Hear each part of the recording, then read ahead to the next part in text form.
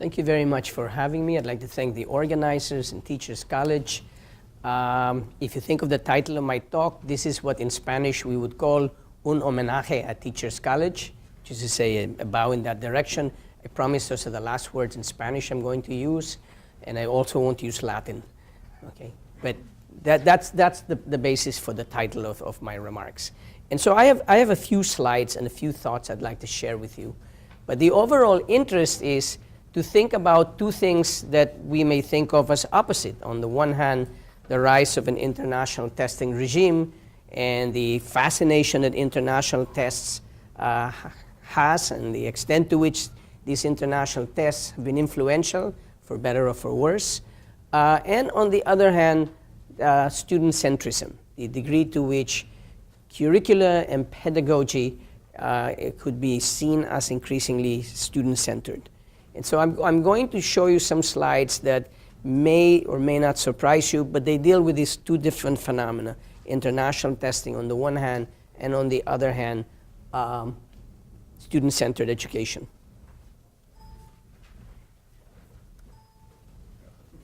Here we go. Continuing my bow in the direction of Teachers College, I'll give you Ellen Lageman's famous statement. I encountered that statement for the first time when I co-taught a course with the educational historian / sociologist David Labery, and it's a wonderful one-line statement. Okay? It basically says the history of American education: Thorndike won and Dewey lost. And since they both have links to Teachers College, you should call it even. Okay? So I've thought about that off and on. Okay, is that the case? Is it the case that the only thing that has triumphed in the world is teaching assessment, and Dewey is dead? Okay, so that's partly what I've been thinking about, and I've been thinking about this in terms not just of some kind of larger philosophical issue, but whether in fact it's empirically the case that one set of ideas has outcompeted another set of ideas. Incidentally, both of them deeply invoked science. This is late 19th, early 20th century in the case of Dewey. In the case of Dewey, it's connected to philosophy and the betterment of society, but they both deeply invoked science. So what I'm going to show you in the first two figures has to do with international testing. So what you have here is looking at countries and at numbers of tests between very early era, 50-59, and a more contemporary one. And what you're seeing is that the number of tests given, the number of international tests given, has expanded. We could add to that the number of national tests given has also increased.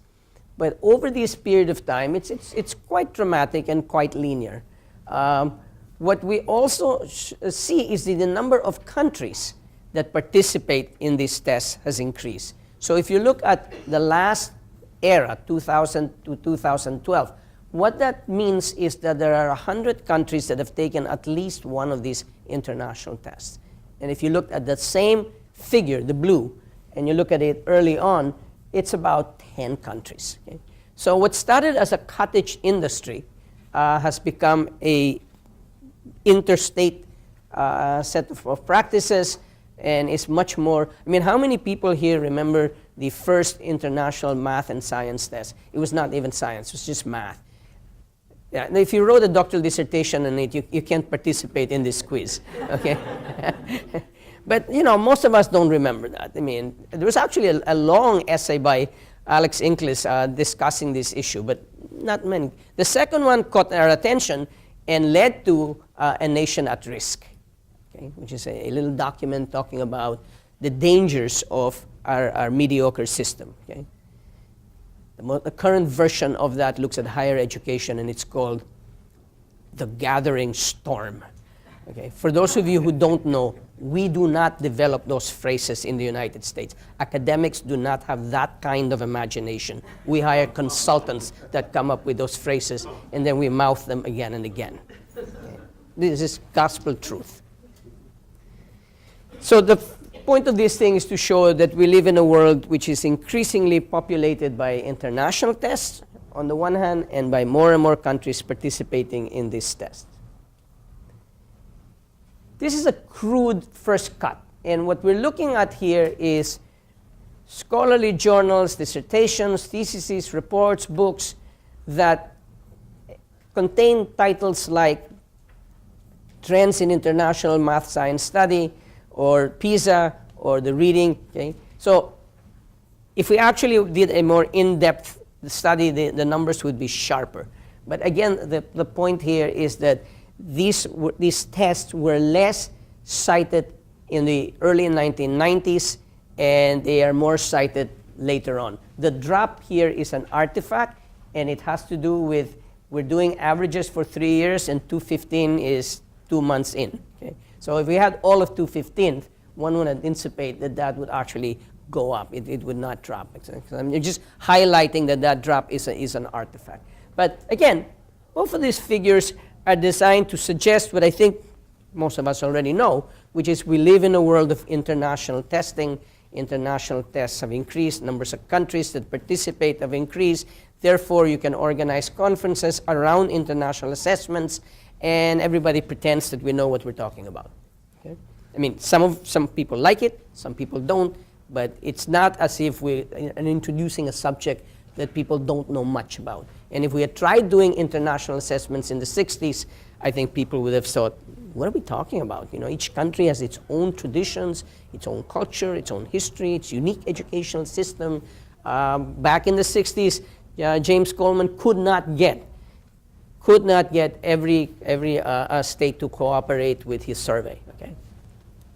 We did not have NAEP in the United States either. Okay? So these are all developments that suggest to me that there is some truth to the idea that international assessments have become part of what it means to live in the world we live in today. So if we stop there, we could say this is the world of Thorndike. Thorndike really thought, like a psychologist, thought what was important was to create these tests that would assess student learning. From some perspectives, you could imagine thinking about it as creating your teacher-proof curriculum. Okay? I'm not arguing that he said that. I am arguing that that's one way of interpreting it. The next two figures focus on Dewey. And I think it's important for me to indicate that there's more to this. So when we look at student-centered education, one way of looking at it, and the way that I've been involved in it, has been to look at textbooks. And the largest collection of social science, history, and civics textbooks is found in the York ESRC Institute. And my colleagues and I have visited the Institute for several years.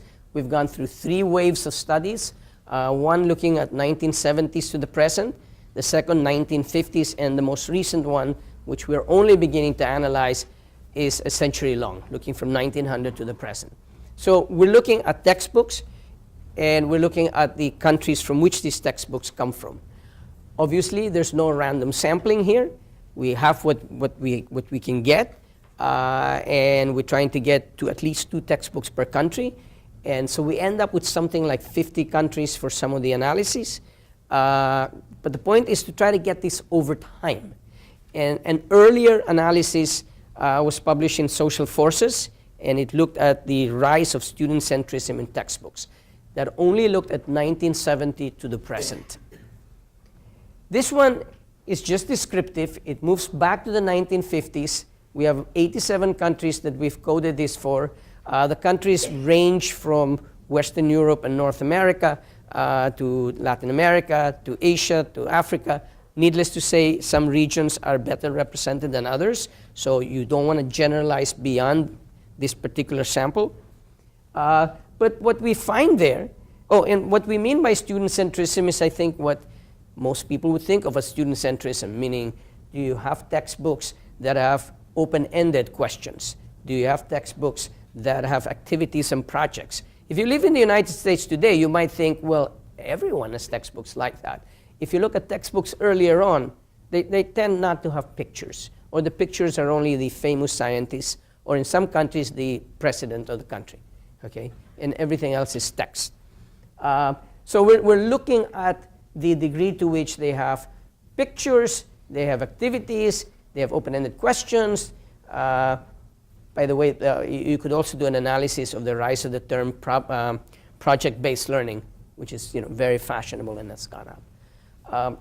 And so we end up with an index of 0 to 11 because these are not, if you look at these things, you'll say, well, how did you get 11? But it's not 0 or 1, okay? So some of them are 0, 1, 2.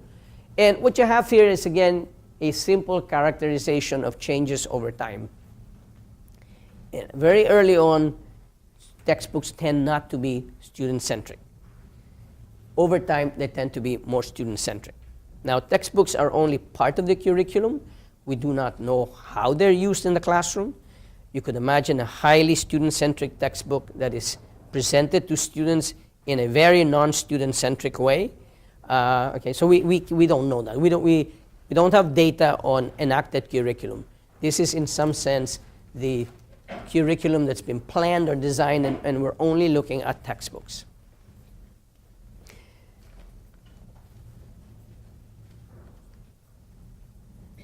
What we have here is not the textbooks, but education publications on student-centered education. Again, the same idea. Looking at theses, looking at reports, books that contain words like student-centered, child-centered, or learner-centered in the title.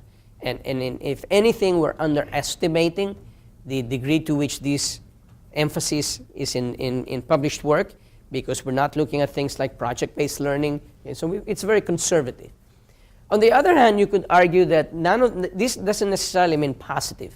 There's a wonderful essay in the American Educational Research Journal called The Savage Origins of Child-Centered Education. I recommend it. It's very provocative. I don't normally quote the AARJ, okay? But so you don't, please don't quote me. But do look at it. It is an interesting paper. I mean, I think if you read it, you will see why I brought it up. Okay, so again, what we find here is an increase over time. So the punchline is these two trains are moving in the same direction, and we might not expect that. A complete victory of Thorndike might mean that you get what you get in terms of a growth of international testing, but you either get a decline of Dewey, kind of the old school, or you get a flat line, and we're not getting that. Okay, so that's the first point I want to emphasize. Okay. They both are going up. Now, you might think of that as trivial, you might think of that as consequential, or you might think of, okay, so if that's the case, how should we think about this, and what kinds of research questions can we ask? And that's what I'm going to do in the next two slides. Pose two different kinds of research questions, one that can be addressed with cross-national research designs and quantitative data methods, the other a set of ideas that lend themselves to case studies and other kinds of methods. Okay? So I mean, so if you think this is trivial, you can doze off, because the last two slides pretends that these things are really serious. Okay?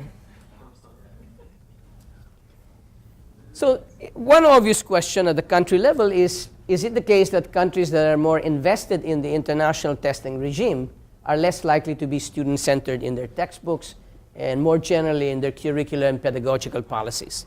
So you can imagine characterizing countries by how invested are they in the international testing regime.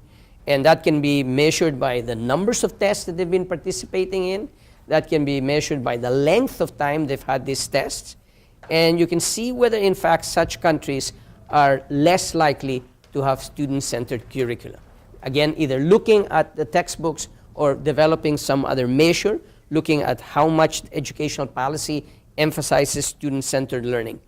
Okay. And again, that will not tell you which direction things are. You could look at it the other way around. You could argue that, in fact, this relationship is spurious, that it may well be that there are certain countries with certain kinds of histories or cultures in which you get more student centricity and less international testing, or the other way around.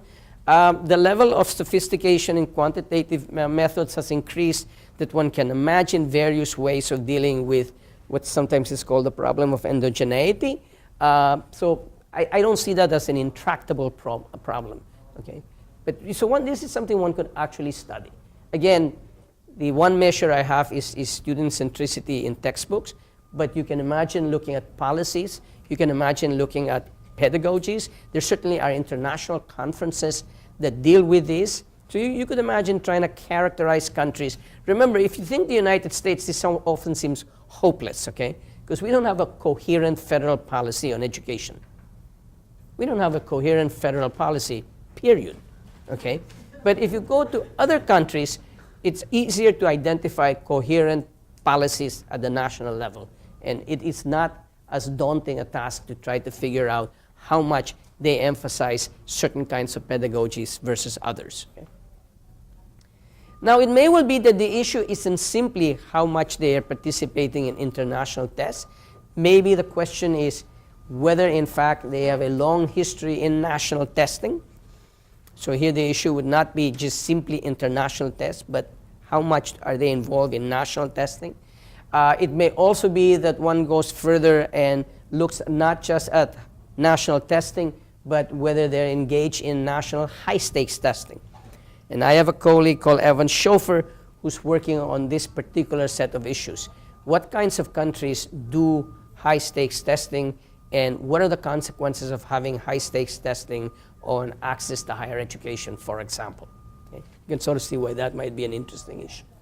Okay? So my interest here is not to try to explain why countries are involved in international tests. I'm going to leave that to Oren. Nor am I here interested in why countries do more student-centered curriculum, because part of my work has addressed that. My interest is in the relationship. Is there a relationship? And if so, does that relationship hold across time, across different textbooks? I know for a fact that history textbooks tend to be less student-centered than social studies textbooks. And so it may well be, you could imagine that you get the rise of student-centrism regardless of international testing in social studies textbooks, but not in history textbooks. So one can do that. All of this, I imagine, with the kinds of research designs that my colleagues and I have used in various papers.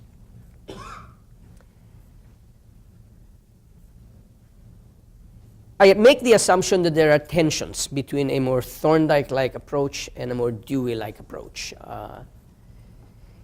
And these tensions themselves can be studied. That is, one can look at gaps between different kinds of policies. Maybe you find that there's a lot of policy emphasizing pedagogy and progressive pedagogy, project-based learning, but that the exam structure continues to emphasize rote memory, that the exam structure continues to privilege the speed with which you can solve a math problem. For some people, your math knowledge is largely measured by how rapidly you can solve a math problem. Okay? Not whether you deeply understand why that is the correct answer, but how quickly can you arrive at that answer. Big source of tension in the math community. Led to one math professor at Stanford to get out of the math department and go to the School of Engineering, which he thought was friendlier. That's supposed to produce some laughter. Not at him, but at what does it say about a math department that the School of Engineering was warm. Okay. True story. Or one can study gaps between policies and practices. Maybe the policies are just straightforward a function of borrowing, and they have no relationship to practice. So one can look at whether the policies were developed because this particular country was tied up to a funding agency where you had people who privileged more progressive forms of teaching, and therefore they adopted that in their policy talk. But when you look at the ground, there's precious little of it. So you could also study that. So gaps between policies, gaps between practices. I actually thought about this a very long time ago when 2 or 3 of us at Stanford were providing a seminar, a series of workshops for Malaysian educators. And one Malaysian educator said, the main goal of our curriculum is to generate child-centered, back-to-basic education. And I kind of paused, okay, and sort of gingerly asked the question, and I was told, when we developed that as a goal, we were only thinking about Malaysia. We were not thinking about other countries. That's called playing the sovereignty card, okay? And so, of course, I backed out. But over conversation, it became clear that one professor had gotten his background in this university where child-centered was a key idea, and the other had gone to some other university. So we had a classic cut and paste, okay? And if you're doing cut and paste, sometimes you end up with things that don't make sense. Okay, so child-centered. That was a long time ago. More recently, I reviewed the work of Dan Wang. Among other things, I learned that Dan Wang is a woman. Okay, I think in the review I once said he. And she has this wonderful study on the demoralization of rural teachers in China. Now, China is interesting because you cannot talk about China as under the gun. There are no gunboats now, and there's no IMF, and so there are no leverages on China of the kind that we can imagine why some country might change its policies. So why are these teachers demoralized? Two reasons. One, corruption. So I'm from the Philippines, so I know nothing about corruption, so I'm not going to say anything about corruption. But the second reason they're demoralized is because they are being told by the minister that they should be teaching in a more student-centered manner. So words like project-based learning are emphasized. Okay? And they're trying to, with precious little training, they're trying to do that. But the exam structure hasn't changed. So as they're getting closer to the exam and they know they're supposed to have covered so much of the curriculum, they turn around and desperately go back to the blackboard and desperately go back to direct instruction. Okay? So that's one case where you can see what happens on the ground. It doesn't explain to me why is the Chinese ministry pushing any of this. I don't see why, and then maybe there are China specialists who understand why. Or maybe it's a small segment of the ministry, and there are other segments that emphasize other things. Okay? But it seems to me that this is a great opportunity to study in a fine-grained way why some policies are inconsistent with other policies, why some policies are inconsistent with practices, and how do they get solved. You know, perhaps you continue to do direct instruction, but call it child-centered education, and somewhere there's a document that says that all of you are committed to that. You know, that's one overt strategy of eliding what, but there may be other more subtle strategies. And I think that, you know, these can all be done. Let me conclude with what I see as a parallel for higher education, because I think we have exactly the tensions I'm talking about are characterizing higher education. On the one hand, we live in a world of world-class rankings, research assessment exercises. There's no need to pass out just because I use those bad words, okay? I've learned that in Europe, Darth Vader is alive. It's called New Public Management. Okay, so that's one world, okay, the exercise. And all of that is mirrors the world of international testing, okay? In fact, I could show you a graph on world-class universities, and that also takes off. Now, there wasn't much talk about that before the 1990s, and then it just really goes up. But there's the other side, and the other side is we live in a world of rights. Students have rights, faculty have rights, and a lot of curriculum and curricular innovations are designed with students and student interests in mind. What are students interested in? If they're not interested in a subject, perhaps that subject doesn't get taught. So in many ways, the university shifts from a cathedral with canonical subjects to, you know, kind of supermarket. Nobody likes the Dijon mustard. Bring back the French mustard, which is not really French, but it's called French mustard in the United States, okay? So I haven't studied that, but it seems to me that we have at the higher ed level exactly the same kind of tension. More emphasis on tests, more emphasis on exams, and at the other end, an enormous amount of rights. One outcome of the rights development is the growth of the legal profession within universities. And it used to be that if you were a professor and you didn't get tenured, you were angry, you were sad, you were depressed. Now you fall in love with a lawyer, okay? And I say that as the outgoing Associate Dean for Faculty Affairs. And with that cheerful note, let me conclude. Thank you,